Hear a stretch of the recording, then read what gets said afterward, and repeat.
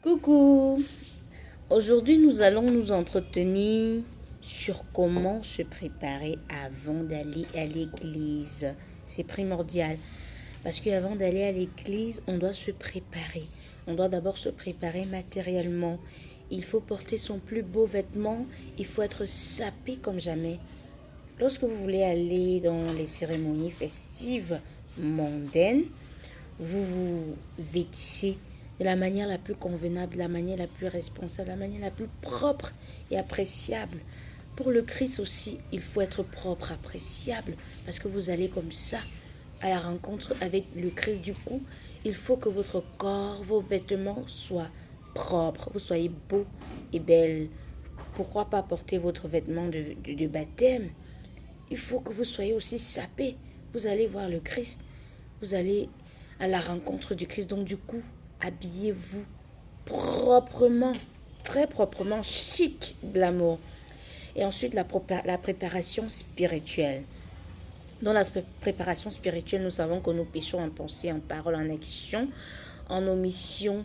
Donc du coup, il est important de se confesser. La confession est importante. Il faut d'abord se confesser parce que vous allez communier. Du coup, il est inadmissible que nous reconnaissons que nous sommes des pécheurs. Mais du coup, nous allons à la messe et on ne se confesse pas. C'est pas bon du tout.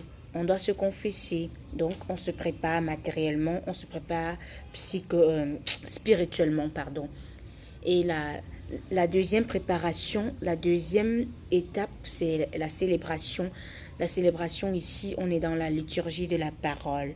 Lorsqu'on lit les lectures, les différentes lectures, les psaumes et tout ce qui va avec, l'animation, les chants de chorale, il faudrait que nous soyons participatifs, que au moment de danser, de chanter, nous soyons participatifs, nous chantons ce que nous connaissons, nous dansons pour montrer au Seigneur que nous sommes contents, nous sommes joyeux de venir célébrer, de louer le Seigneur parce qu'il est bon, parce qu'il est... Donc du coup, il faudrait que nous soyons actifs. Et la troisième étape ici maintenant, c'est la communion. Nous allons recevoir le corps et le sang du Christ. Donc du coup, il est important, puisque nous allons à la rencontre, et ici c'est la liturgie eucharistique. On doit avoir des attitudes de piété.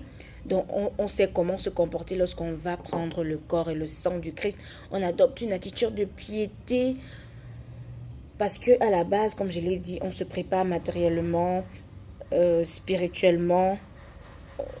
Et dans la deuxième étape, c'est de la célébration. On est actif, on est participatif, on danse, on chante.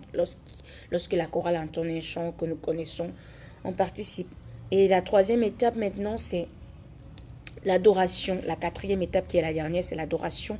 Lorsque la messe est finie, il est toujours important avant de sortir de l'église parce que lorsque la messe finit, certains sortent même au même moment que le célébrant. C'est pas bon du tout. Le célébrant est sorti, vous restez à l'église, vous allez vous agenouiller devant le Saint-Sacrement. Il est très important parce que c'est l'adoration en fait. Vous venez remercier le Seigneur pour toute la guérison, la restauration, pour tout ce qu'il vous a donné, pour tout ce qu'il a fait dans votre vie, pour tout ce qu'il a encore fait, il a encore monté durant la célébration eucharistique. Vous venez vous agenouiller pour reconnaître, pour magnifier et lui dire merci et enfin lui confier votre semaine, votre journée et tout ce qui va avec. Matthieu chapitre 9, verset 23. Tout est possible à celui qui croit. Dieu est les clés de ta destinée entre ses mains. Par ma voix, le Seigneur te parle.